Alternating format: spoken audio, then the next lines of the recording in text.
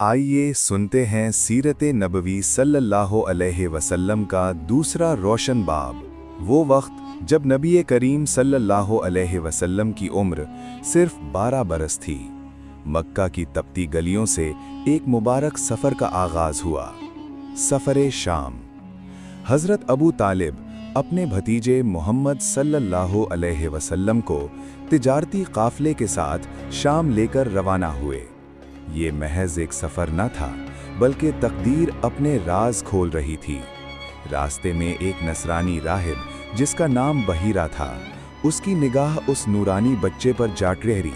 उसने गौर से देखा और पहचान लिया वो निशानियाँ जो आसमानी किताबों में लिखी थीं। बहीरा राहिब ने कहा, ये बच्चा आम नहीं, ये आने वाला नबी है। उसने हज़रत अबू तालिब को खबरदार किया, इस बच्चे को वापस ले जाओ, कहीं यहूदी इसे नुकसान न पहुंचा दें। हज़रत अबू तालिब फ़ौरन मक्का वापस लौट आए और यूं अल्लाह ताला ने अपने महबूब सल्लल्लाहु अलैहि वसल्लम की बचपन ही से हिफाजत फरमाई।